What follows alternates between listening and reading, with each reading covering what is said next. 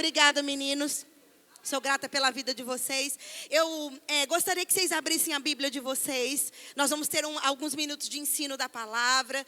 Depois nós vamos ver o que o Senhor quer fazer, tá bom? Todos estão preparados. A equipe dos slides ali daqui a pouco.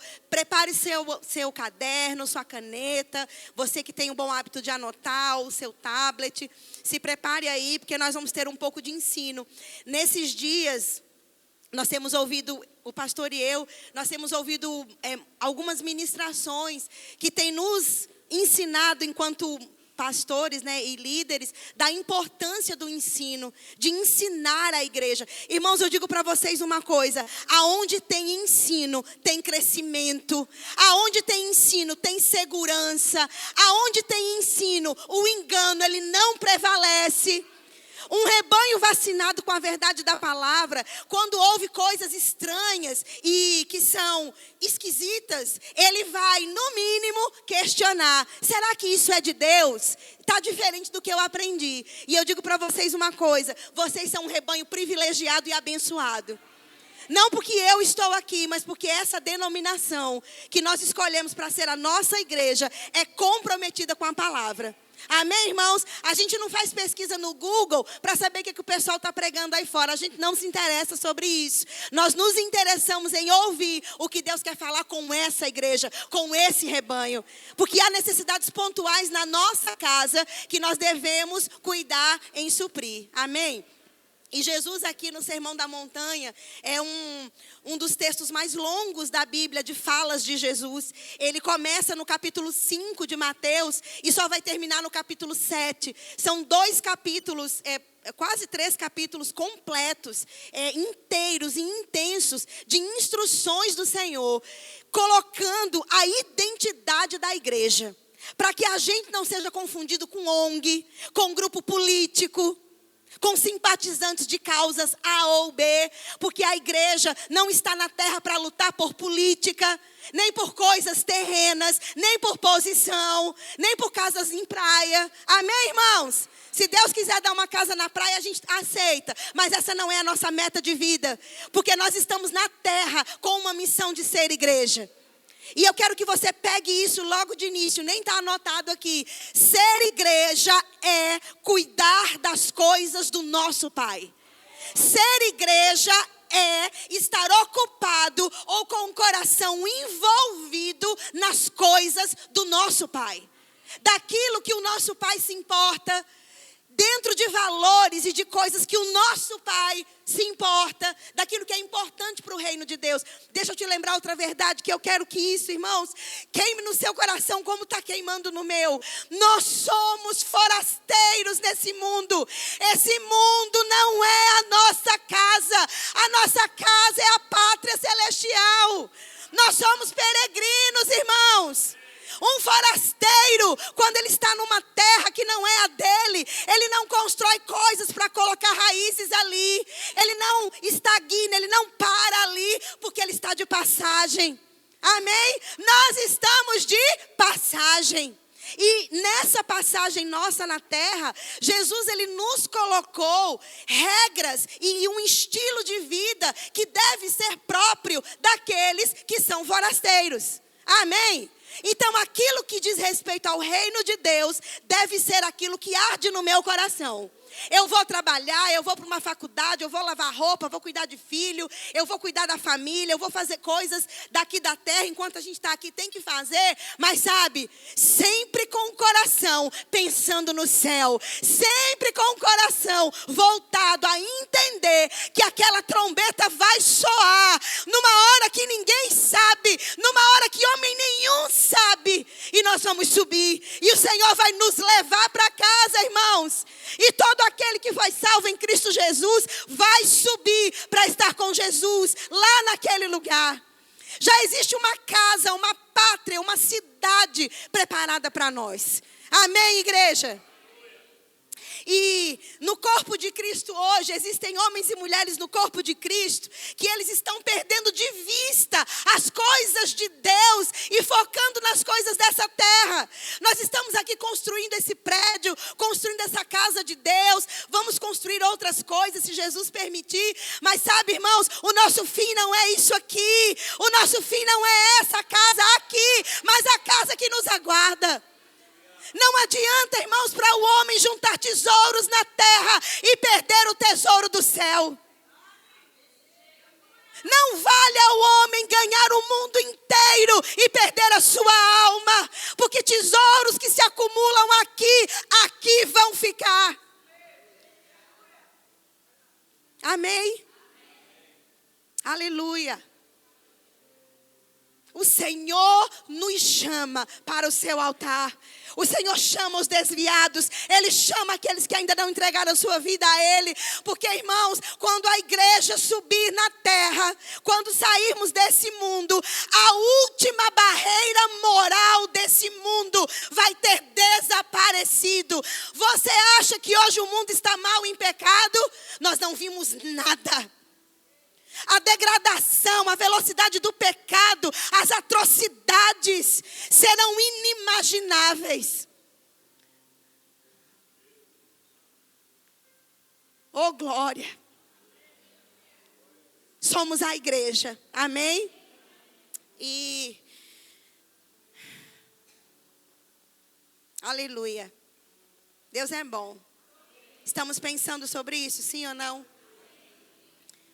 Então vamos ver como nós andamos nesse nosso tempo de peregrinação, amém?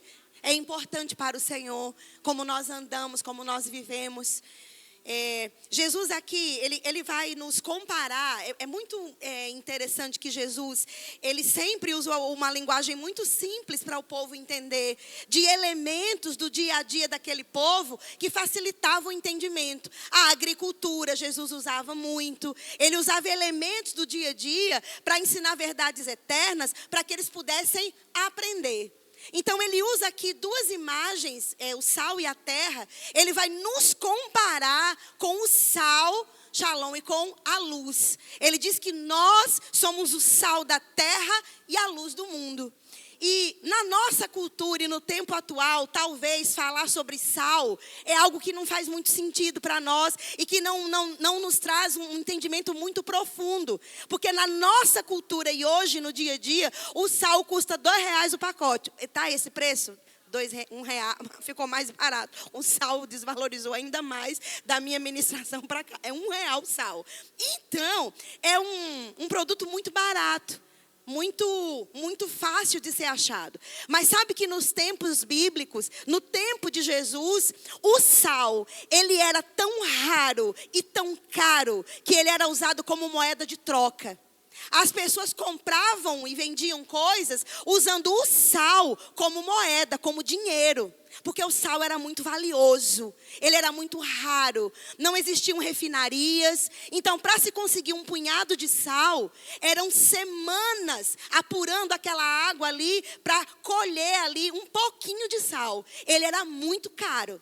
Então, Jesus ele já começa a nos comparar com algo que era precioso, que era caro, que era valioso naquele tempo. Talvez se hoje Jesus nos comparasse ao sal, seria ao contrário. Meu Deus, só vale R$1. Então hoje o sal não seria um exemplo à altura do que ele estava ensinando. Mas no contexto aqui desse tempo, o sal era muito importante. Deu para entender até aqui? Então vamos em Mateus capítulo 5, que eu quero te mostrar a partir do versículo 13. Mateus capítulo 5, versículo 13. Vamos ver aqui o que Jesus está dizendo. Ele disse assim, Mateus 5,13. Vocês, a igreja, são o sal da terra. Ora, se o sal ele vier a ser insípido, insípido significa sem gosto, como lhe restaurar o sabor? Para mais nada ele vai prestar, senão para ser lançado fora e pisado pelos homens. Aí o 14 ele segue. Vocês são a luz do mundo. Não se pode esconder uma cidade edificada sobre um monte. nem se acende uma candeia para colocá-la debaixo do alqueire, escondida, não. Mas ela é colocada no velador, no alto, e alumia a todos os que se encontram naquela casa. Assim, da mesma forma, dessa maneira, do mesmo jeito, igualmente, brilhe também a vossa luz diante dos homens, para que eles vejam as vossas boas obras e glorifiquem o Pai que está no céu. Quem pode dizer um amém bem sonoro aqui? Meu Deus, que maravilhoso. Então Jesus nos comparou ao sal e à luz. E eu anotei algumas coisas aqui. Eles vão colocar o slide número 1, que é o Mateus 5. É onde tem a referência bíblica e um comentário. Para quem quiser printar, copiar, vocês podem ficar livres. É uma nota sobre esse versículo que eu trouxe do 13 ao 16. Vocês podem copiar assim, Mateus 5, do 13 ao 16, e escrever. Esses versículos que nós lemos ali, nos convocam a manifestarmos a nossa essência e a influenciarmos o mundo, sendo referência e resposta. Diga, eu sou resposta. Vou fazer uma pergunta agora. Você acha que o mundo, quem está lá fora, que não conhece Jesus ainda, você acha que eles têm perguntas que ainda não foram respondidas? Você acha que o mundo tem questionamentos? Você acha que o mundo, por exemplo, se pergunta assim: se eu morrer agora, para onde eu vou? Você acha que eles têm esses questionamentos dessa natureza? Então a Bíblia está dizendo que nós somos a resposta para os questionamentos que o mundo faz a respeito de Deus, da moralidade, da família, da vida. O que a Bíblia diz sobre isso? Está dizendo aqui que nós, como sal e luz, somos a resposta para isso. E a Bíblia também fala que nós somos referência. Referência é um padrão, é um modelo. A Bíblia também está dizendo que nós temos que revelar a nossa essência. E a nossa essência não é tamanho de cabelo, nem tamanho de saia. Porque tem alguns lugares em que tamanho de saia mede a espiritualidade de pessoas. A saia é comprida tanto quanto a língua, ferindo pessoas, fofocando, criticando, segregando pessoas. Então, não está falando de roupa, de vestuário, de tamanho de Bíblia, de tamanho de cabelo, mas está falando de comprometimento do coração, de uma integridade por dentro que me torna alguém digno de ser referência. Que me torna uma pessoa com tanta credibilidade, que se de repente um parente meu precisar de uma oração, quem que ele vai lembrar? Daquele que tem a resposta, daquele que tem crédito com Deus, daquele que ora. Irmãos, anota isso. Se alguém te pediu oração, ele está te vendo como referência. Você se alegra por isso? Se alguém já te pediu para orar por alguma coisa, se alegre, você está sendo uma referência. Porque ninguém pede oração para não ter resposta. A gente pede oração para ter resposta. Então, na síntese disso aqui, está falando que nós temos que revelar. São 3 palavras que eu anotei meditando: essência, influência e referência. São as 3 características que distinguem a gente como igreja aqui nesse mundo. Essência é quem a gente é. Não está falando necessariamente de formato, modelo de roupa, nem de volume de glória a Deus e de aleluia. Amém? Porque tem uns irmãos que incomodam os irmãos que não dão tanto glória a Deus assim. Deixa ele em paz. Quando ele quiser glorificar alto, ele vai glorificar. E você que já glorifica alto, tora o volume e fica na sua. Tá bom? Todo mundo fica bem, Deus recebe de todo mundo. Mas esse texto está falando de essência. Está falando também de influência. A influência, ela é revelada quando eu estou num meio diferente de quem eu sou. Porque no meio de iguais, não é tão notória a influência. A gente fala o evangeliquez, eu caio na unção, você me segura, você cai, eu lhe seguro. Está todo mundo no mesmo manto, né? A influência aqui dentro, ela fica meio que equilibrada. Está todo mundo aqui no mesmo propósito. Então, a influência, ela é revelada quando eu estou num meio diferente de quem eu sou. Então é o ser crente além das paredes da igreja. É o ser crente nos negócios do dia a dia. É o ser crente para o vizinho. Que ao invés de ouvir gritaria de briga dentro da minha casa, eles ouvem glória a Deus e Cassiane. Amém. Porque o tanto que eu adoro aqui, eu adoro lá. O tanto que eu oro aqui, eu oro lá. O carinho que eu tenho com a minha família aqui, eu tenho lá, descendo as escadas ou o elevador. Porque eu sou influência num meio diferente do meu meio de convivência. Aí a diferença é notada. Amém? Podem ficar calmos e quietinhos. Não tem problema não. E referência é quando alguém se lembrar de moralidade, de integridade, de santidade, lembrar da gente. Olha lá. Essa semana uma irmã, ela me contou, ela é aluna do Rema 2006, muitos anos que eu a conheço. E ela disse assim, eu fui disciplinar alguém que está dentro da minha esfera de autoridade, que estava fazendo algo que desagrada o Senhor. E eu fui lá, levei a escritura, disciplinei em amor, num canto, sem expor. E aquela pessoa olhou para mim e disse assim, por acaso você é discípula de Cássia? Eu disse assim, peraí, eu estou entendendo. Ela me comparou com você no quesito santidade e moralidade. Palmas para ela, e palmas para mim, e palmas para você. Porque eu fui comparada com alguém, irmãos, que estava tentando levar alguém para perto de Deus. Não para o mundo, não batendo palma para safadeza. Não fazendo vista grossa para não perder like ou seguidor. Mas alguém que confrontou em amor alguém para estar mais perto de Deus. Eu quero ser comparada. Pode me comparar. Eu não posso ser elogiada por gente que anda errado. Porque pode ser que haja alguma coisa em comum em nós.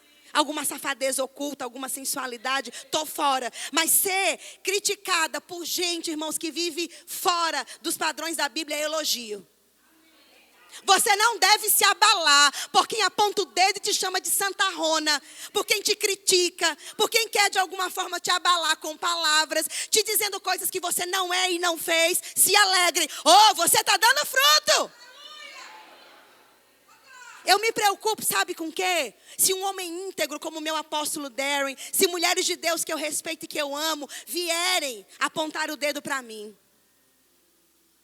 Aí eu vou ter que rever a minha vida e dizer, uau, tem alguma coisa de fato que eu preciso mudar. Porque uma mulher íntegra de Deus apontou um dedo para mim. Pode apontá-lo, porque eu quero crescer. Mas gente que não tem vida, e que não tem moral, e que não busca a Deus, e que vive dissolutamente. Oh, irmãos, é um elogio. Amém? E aquele irmão segue numa linha muito estreita, rumo ao adultério. E a queda vai ser grande. Porque Deus avisa e Deus sonda. Mas a criatura se espinha dizendo que está criticando. Então siga no caminho da sensualidade. Ele é morte e o preço é muito alto. Amém, irmãos? Então, essência, influência e referência são as características da identidade da igreja. Nós estamos no mundo, mas nós não somos do mundo. Amém, minha gente? Deixa eu ler uma coisa para vocês aqui bem interessante que eu trouxe. Presta atenção. No tempo de Jesus, ouça isso aqui, tá bom?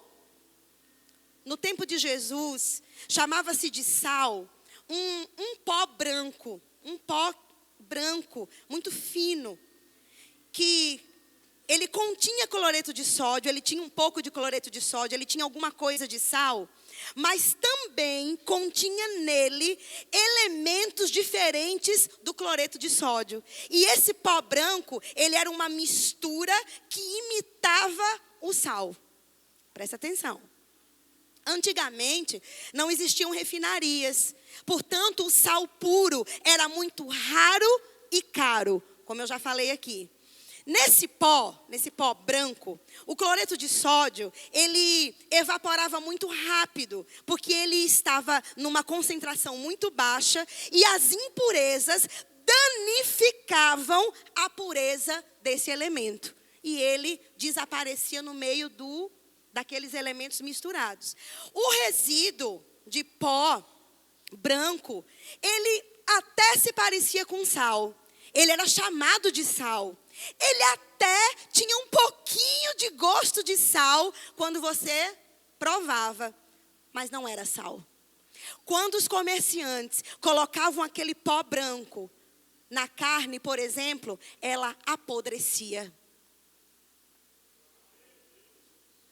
porque eles achavam que tinham comprado sal, mas era uma mistura branca, sem utilidade. Aí Jesus usa esse sal adulterado para dizer assim: se o sal se tornar sem sabor, insípido, com quase nenhum cloreto, para que ele serve? Ele perdeu a função dele de conservante. Ele só vai servir para ser pisado pelos homens.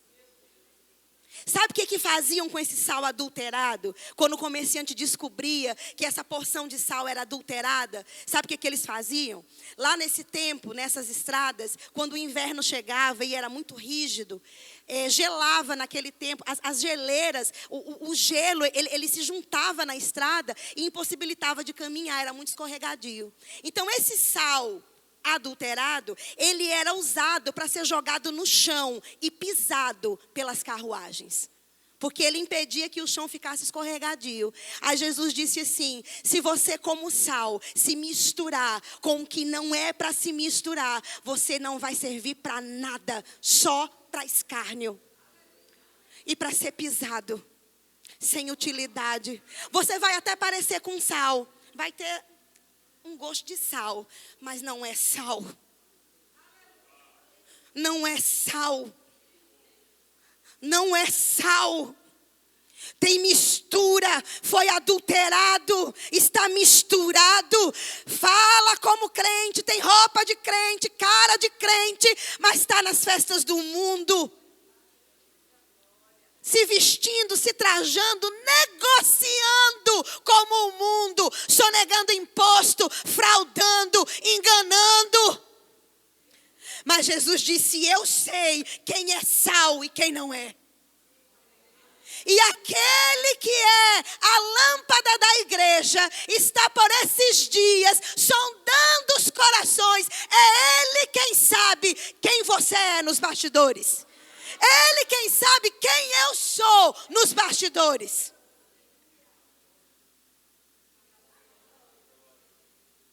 Comerciantes perdiam cargas inteiras de peixe.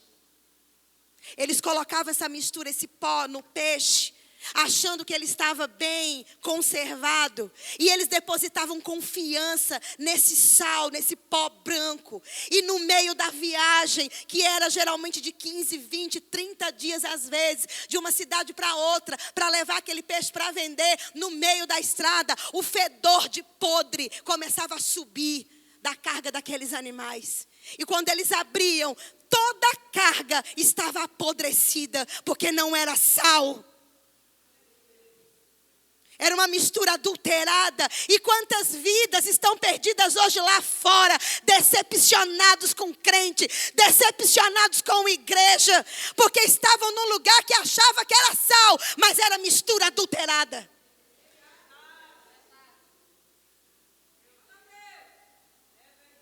Investiram dinheiro, tempo em igrejas e se decepcionaram. Apodreceu a esperança, a fé, por causa de homens que adulteram a essência de quem a igreja tem que ser. Fazem conchavo com político, fazem conchavos com ímpios e ficam na mão de pecadores, devendo púlpito a pecadores. E Jesus disse: a única finalidade para um sal adulterado é ser pisado. Vira terra de estrada, não presta para nada. Perdeu a essência. Amém. Oh, glória. Que eu e você sejamos aqueles em quem Jesus possa confiar nesses últimos dias da igreja na terra. Que a minha vida, que a sua vida, ao invés de apodrecer a vida de pessoas, possa gerar sede, possa gerar neles o desejo de ter mais de Deus. Se encontrou com fulana de tal, se encontrou com Tati, deu sede, eu quero mais, me dê mais, eu quero mais, pregue mais, fale mais. Porque a palavra dela é temperada com sal, o sal genuíno. Tem que dar sede no mundo. As mulheres do mundo têm que olhar para nós, mulheres de Deus, e desejar se vestir como nós, se comportar como nós. As moças têm que olhar para as moças da igreja e desejar ser como as moças da igreja. Os tempos podem ser modernos, mas a palavra é atemporal. O que era pecado antes é pecado hoje.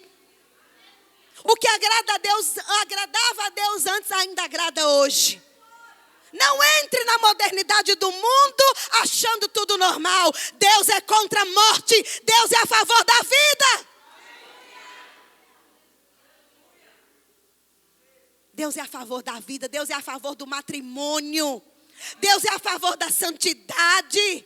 É normal namorados irem para um motel, morarem juntos. Isso é normal para o mundo. A Bíblia chama de fornicação. O único lugar na terra onde o ato sexual é santo é dentro do matrimônio. Entre um homem e uma mulher casados. Namorados tendo relação sexual é fornicação. Um homem e uma mulher casados tendo sexo com outra pessoa é adultério. Cada pecado tem um nome.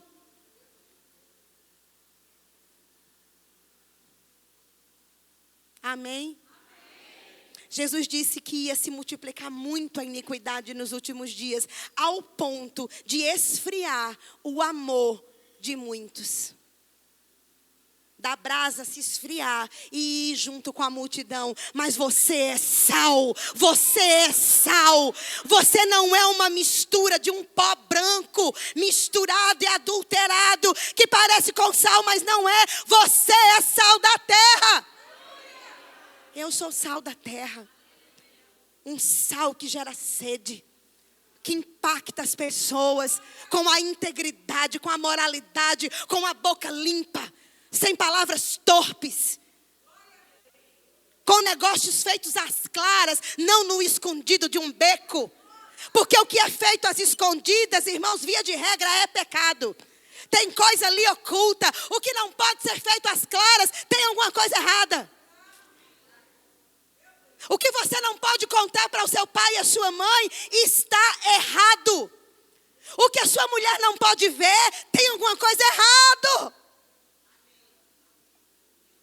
O que o seu marido não pode ver no seu celular, provavelmente é alguma coisa errada.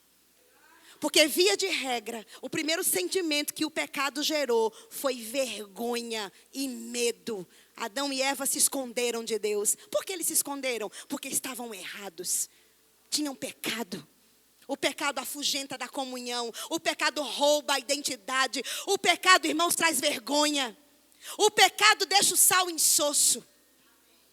Porque a primeira coisa que vem depois do prazer do pecado é a vergonha. O diabo condenando. Você não pode mais pregar. Você não pode mais cantar. Você não pode mais servir. Você não pode mais pregar para os outros. Porque você é pecador. Porque você caiu. Aí vem a condenação.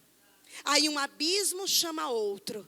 E se não houver uma intervenção de alguém cheio do Espírito para puxar essa vida para cá, ela vai se afundar no pecado. Amém? Nós somos sal e luz. É muito fácil ser luz num lugar com tantas luzes, mas a nossa diferença, ela é gritante lá fora, aonde tem trevas. Se todo mundo está rindo de uma piada imunda e o crente está no meio rindo, sal insosso. Sal sem sabor. E quando esse sal quiser se levantar como sal, ele vai ser pisado, porque não tem credibilidade. Porque você riu das mesmas piadas, do mesmo vídeo pornográfico que mandaram no grupo. Você não foi aquele que se levantou e disse: a Bíblia diz que eu não colocarei coisas imundas nos meus olhos. Isso desagrada ao Senhor. Eu sou cristão, estou fora. Uau! Você pode ser zombado na hora. Pode levar nome de santarrão, de palhaço, de fresco, alguma coisa. Não sei se essa palavra pode falar em público, corta. Se não puder falar. De uma pessoa santarrona, edita. Espírito de edição. Eu me empolguei. de uma pessoa que quer ser santo, etc. Mas você vai sofrer um pouquinho na carne, ali naquele tempo, aquela vergonha, aquela zombaria. Mas eu vou te dizer, no outro dia, amanhã ou depois, aquela mesma roda, ela vai te procurar. Sabe que quando eles lembrarem de alguém correto, para confiar um dinheiro, para dar uma oportunidade, quem que eles vão lembrar? Do santarrão. Porque o santarrão se posicionou, o santarrão é sal. Amém? Quem você quer agradar? A Deus ou aos homens? O que vale mais, um like lá dos homens ou o like do céu? O aprovado. Amém? Eu coloquei aqui. Tudo bem até aqui? Amém, meus amores? Eu amo tanto ensinar para vocês, viu? Fico bem feliz. Ser sal e ser luz, irmãos, ouça isso. É manifestar o caráter de Cristo e o seu poder aqui na terra. Ser sal e ser luz é manifestar o caráter de Cristo. Eu tenho certeza que nesse auditório aqui, dos irmãos que vão ouvir, do mais novo convertido ao que tem mais tempo na igreja, eu sei que você sabe o que é certo e o que é errado. Amém? A igreja, ela foi chamada, irmãos, para ser um purificador moral. Num mundo onde os valores morais, eles são baixos, instáveis e até inexistentes. Porque tem certos ambientes que ainda tem um nível de moralidade, né? Determinados vídeos não pode, determinado vocabulário não pode, ir seminua não pode. Tem um padrão mínimo de moralidade. É baixo, mas ainda tem algum.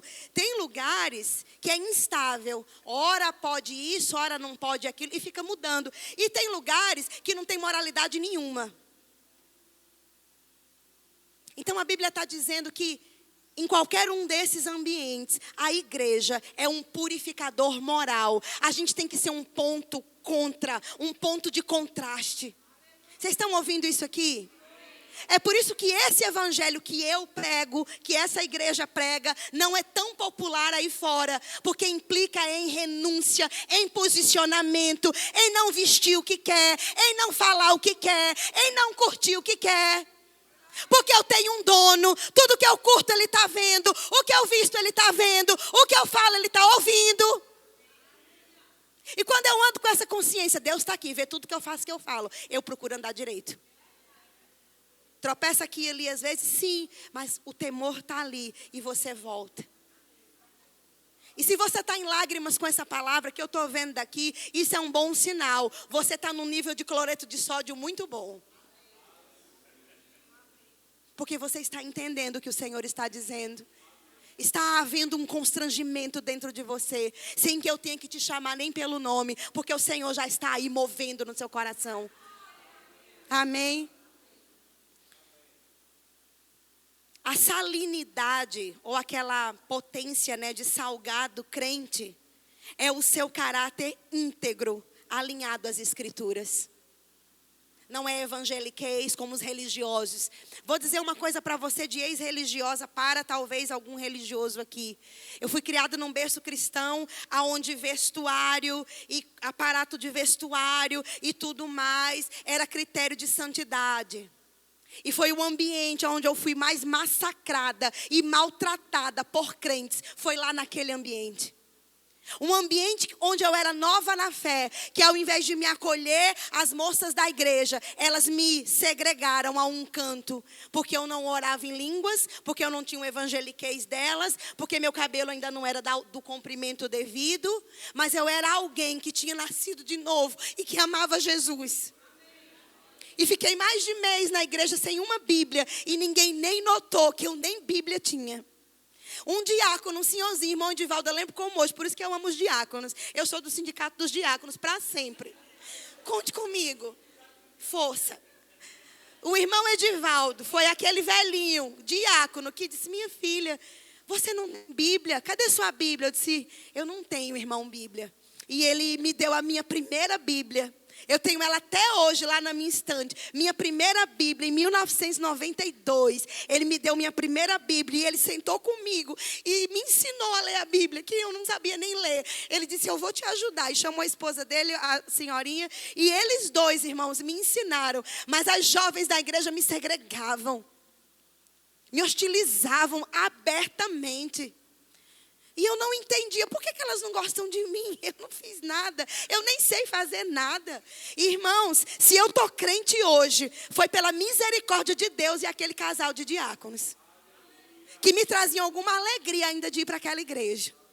Mas aquela religiosidade toda da líder da mocidade, sabe? Que era a maior paqueradora e a maior fofoqueira da igreja. Que depois foi descoberto as coisas feias que ela fazia em oculto.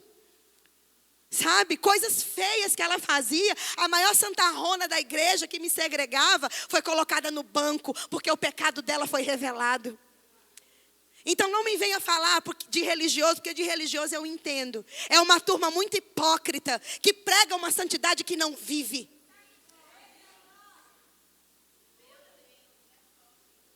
Porque santidade não é a maior glória da igreja, o tamanho de saia.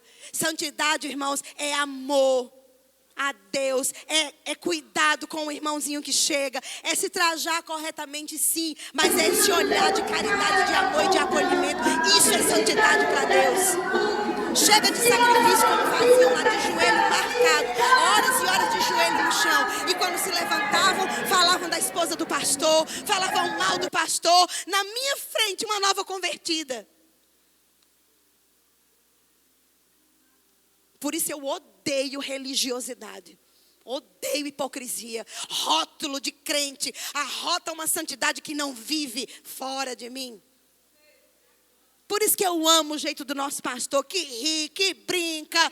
Que fala o que ele quer falar. Do jeito que ele quer falar. Mas é marido de uma só mulher. Criou os filhos na disciplina do Senhor. Compra e paga. Tem nome limpo e bom na cidade. Amém? Porque para o religioso, quanto mais cara fechada, mais santo. Não, isso é só falta de educação e de andar no fruto. Isso não é padrão de santidade de acordo com as escrituras. É se apartar do mal, é não mentir, é não ser espancador, beberrão de vinho. É cuidar bem da sua casa, da sua família. Criar os filhos da disciplina do Senhor, ser santo, marido de uma só mulher. Amém? Que ignorantemente criticam mulheres que estão pregando. Mas tem muita mulher que tem mais vida do que muito cara aí apontando. Criticando mulheres no púlpito. Se elas têm vida para estar aqui, elas vão pregar a palavra. Amém, irmãos? Oh, glória. Amém? Tá bom. Olha, eu vou dizer um negócio para vocês. Viu? Cada palavra que Deus me dá para ensinar aqui de estreito. Mas eu estou nessa linha. Se Deus me ungiu para isso, Ele que vai... Deus falou usando o pastor terça-feira que Deus vai sempre cuidar de mim. Ele vai sempre me proteger. Ele vai sempre cuidar de mim. Ele vai sempre me tirar por cima. Ele vai sempre, irmãos, cuidar de mim. Porque eu não tenho compromisso com denominação apenas. Eu tenho compromisso com a palavra. Eu não estou falando nada aqui de cima, irmãos, fora da palavra. O que eu falar fora da palavra, rejeite. Mas o que sair daqui de cima, que for de Deus, receba. Amém. Não importa o tamanho do meu cabelo, se eu estou de calça, se eu não estou. Se eu sou mulher, se eu não... Oh, irmãos, receba. Deus usa quem Ele quer. Deus usa quem Ele quer. Amém? Tatuado, sem tatuagem, Deus usa. Um homem santo, ungido, que Deus usa, cheio de tatuagem, mas é um homem de Deus. Que ninguém dava nada, mas Deus levantou e tem levantado. Nunca esqueça quem você é. Porque religioso odeia quem contraria eles. Amém, irmãos? Valeu. Eu te amo. Manda aí, Glória. Segundo slide, já estou terminando. Por favor. Nossa, isso aqui eu achei muito bom. Ai, eu tomei uma pancada quando eu li. Eu quero que vocês recebam aí também. Não, é o outro, filhinhos. Por favor. Isso. Pode apagar, por favor. Foi do Dr. Martin Lloyd Jones. Depois eu falo quem ele foi. Um grande homem de Deus. Ele disse isso, ó. A glória do evangelho é que quando a igreja é absolutamente diferente do mundo, ela invariavelmente o atrai. Olha que legal. É então que o mundo, ele se sente inclinado a ouvir a sua mensagem, embora talvez no princípio ele a odeie. Pausa para pensar no que lemos, pausa para respirar. Vou ler mais uma vez. Simbora. A glória do evangelho olha isso. Ai, meu Deus, isso é glória. A glória do evangelho, minha gente, é que quando a igreja ela é absolutamente diferente do mundo, olha que paradoxo interessante. Ela vai atrair, ela vai se sentir atraída para o evangelho. É então que o mundo, ele se sente, na verdade, inclinado para ouvir a mensagem. Embora talvez no início ele vá odiar um pouquinho a gente, mas no final eles se rendem no altar e nascem de novo. Como eu e você nascemos um dia. O que essa sentença está dizendo? Que quando a igreja, ela é luz, ela é sal, ela faz a diferença, o mundo vai desejar ouvir a palavra através da nossa vida. Eles vão desejar vir à nossa igreja. Que igreja é? O moço... Pode deixar. O moço visitante que veio domingo aqui na igreja, ele disse assim: eu gostei da sua igreja. Porque a sua igreja disse que na própria igreja tem gente errado, mas que Jesus está consertando. Eu nunca ouvi isso. Eu me sentia mal nas igrejas de crente, porque era uma santidade, assim, um negócio. Eles me olhavam de lado por causa das minhas tatuagens. Aqui eu já encontrei um tatuado, eu já me senti em casa. Olha aí. E ele disse assim: eu quero ir a mais um culto na sua igreja. Ao irmão que chamou. O irmão não convidou. Ele se ofereceu para vir mais uma vez. E da segunda vez que ele vier, Jesus vai pegar ele. Ninguém conte para ele, mas ele vai estar aqui no altar entregando a vida para Jesus. Porque ele viu alguma coisa invariavelmente diferente do que ele ouviu. Então ele se sentiu atraído. O que atraiu ele? Algo que foi radicalmente diferente. Então o ser da galera, falar igual ao mundo, tal, não é necessariamente o que vai atrair. O que vai atrair o pecador é o evangelho. É a palavra da verdade. É um evangelho vivido e pregado debaixo da autoridade, do amor e do poder. Esse homem de Deus, ele foi um médico no século 18, 19. E ele era muito bem sucedido, tinha um nome já feito na medicina, muito bem conceituado. Ele tinha vários consultórios, era um homem muito grande na área da medicina. E um dia ele estava orando e o Senhor disse para ele assim: me entregue a medicina, que eu vou te entregar milhares de almas no lugar. E ele entregou a medicina aos pés de Jesus e foi pregar o evangelho. E milhares de pessoas se convertiam nos cultos onde esse homem pregava. Curas aconteciam. Salvação de centenas de pessoas de uma vez. E ele viu o ministério dele crescendo. E no final da carreira dele, perto de ir para casa, ele escreveu isso. O que ele aprendeu, o que ele viveu na prática do trabalho evangelístico. Ele disse: olha, quando o mundo percebe a diferença em nós, é justamente isso que atrai o mundo. No início eles podem odiar, virar a cara. Mas esses mesmos que nos odeiam no início, depois vão estar nos amando, congregando com a gente e servindo no mesmo ministério. Amém? É assim que Deus faz. E para encerrar, abra em Atos capítulo 1. Recebendo aí de Deus, minha gente? Quem é sal aqui? Quem é luz do mundo? Amém? Você nunca mais vai esquecer a história do sal? Quando você for colocar sal na comida, você vai lembrar? Quando você esquecer de colocar sal na comida, você vai lembrar? Quem é que já esqueceu de colocar sal na comida, além de mim? Pode acender, por favor. Gente, quando você colocou aquela comida na boca sem sal, o que você sentiu? Vontade de cuspir.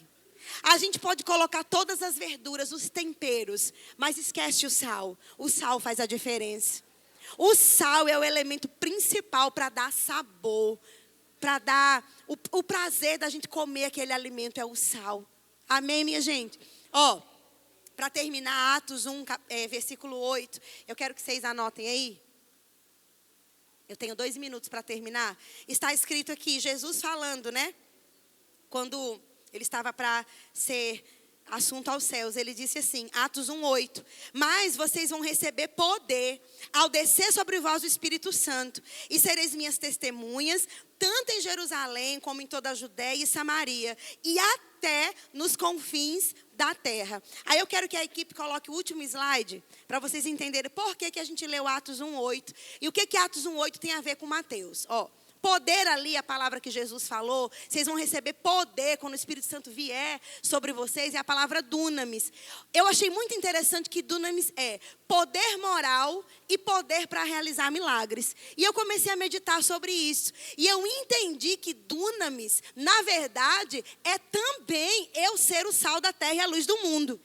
É um poder que me distingue dos demais. É um poder que me faz, primeiro, presta atenção, pega isso, não esquece nunca mais. Primeiro, é um poder que muda o meu padrão moral. Que muda os meus costumes, os meus hábitos, os lugares que eu frequento, as coisas que eu curto na internet, as minhas amizades, o meu vocabulário. Esse poder, ele desce antes de eu levantar alguém de uma cadeira de roda ou de fazer uma cura milagrosa. Esse poder primeiro trabalha dentro de mim, quebrando o meu ego, quebrando a minha carnalidade, quebrando maus hábitos, quebrando quebrando vícios que desagradam ao Senhor. Tem gente que está no evangelho há anos. Eu ainda estou fumando, estou lutando. Você não está lutando, você está agradando a sua carne. Porque no dia que você for cheio do Espírito Santo, você vai enojar cigarro e todo tipo de vício. Porque esse poder moral, ele quebra a moralidade que eu tinha antes de Jesus e ele imprime em mim uma nova moralidade. Eita glória!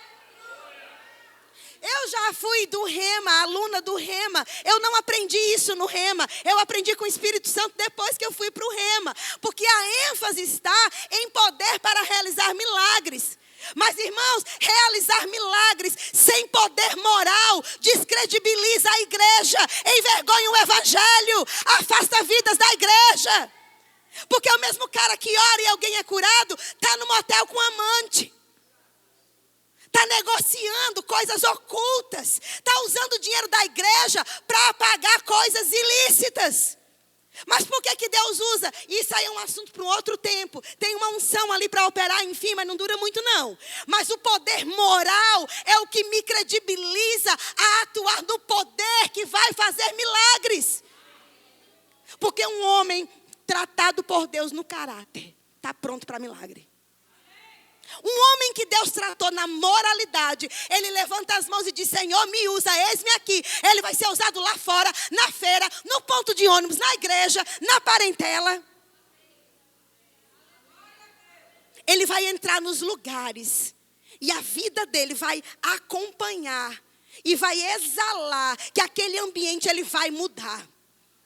Experimenta na próxima festa de família. Você antes de ir lá se encher do poder. Chegue calado, mas cheio do poder.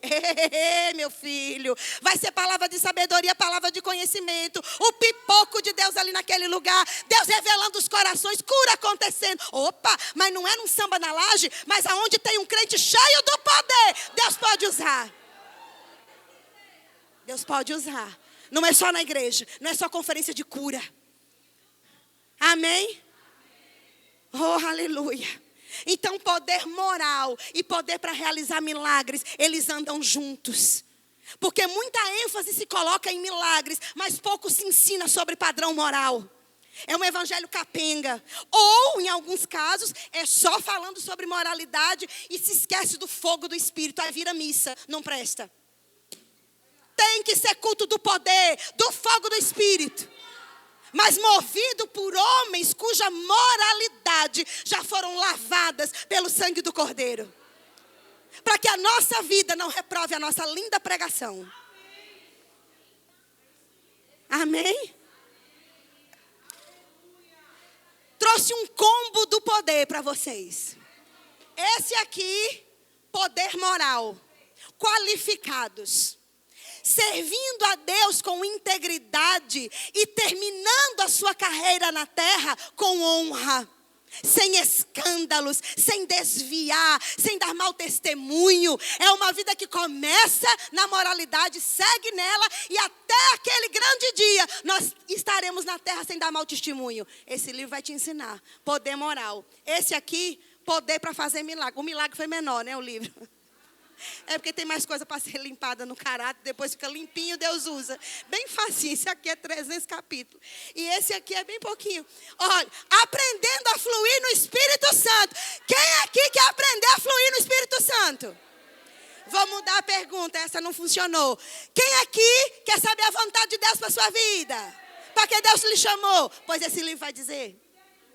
Ele diz assim, aprendendo a fluir com o Espírito Santo. Então, poder moral e poder para operar milagres. Esses livros aqui, eles vão te ensinar o caminho para você ser sal da terra e luz do mundo. Sem precisar estar com o microfone na mão. Só com a sua vida. Sua vida ela vai falar tão alto no seu lugar de trabalho que ninguém vai nem precisar fazer muita investigação. Porque a moralidade alta que você vive credibiliza você colocar a mão na cabeça da pessoa. Coloca aqui, minha filha, essa mão na minha cabeça, porque essa mão é santa. Bota aqui a mão aqui na minha cabeça. Eles que vão pedir. Porque a vida moral, ela chama, ela atrai como um imã. Pessoas vão lhe dar crédito sem você ter nem cheque, nem cartão, nem nada. Você pode comprar, porque você paga. Sabe como essa igreja é conhecida nessa rua? No material de construção que tem aqui embaixo. A moça nunca esteve aqui ainda, mas ela disse assim: para essa igreja eu vendo sem cheque, sem cartão, sem piques, sem pagamento antecipado. Só diga o que é, mande inclusive pelo zap, que eu mando deixar na porta. Não precisa pagar. Sabe o que eles ainda disseram? Pague quando puder. A gente fica naquela agonia de pagar, fica mandando, ó, tá chegando, viu? Você manda, não, tá precisando de mais o quê? Eu vou entregar. Eita glória! Isso é poder moral, amém, minha gente? Outras igrejas compram e dão calote. Compram em nome da fé e deixam na conta do diabo. Amém, irmão?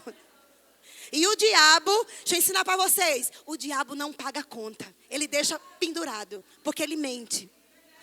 Mas essa igreja compra e paga e tem crédito. Amém? Por que eu estou falando daqui de cima? Para você se alegrar. Porque você está numa igreja que tem poder moral e poder para fazer milagre. Porque aqui o Espírito Santo se move. Amém, rebanho lindo? Acabou a conversa. Acabou.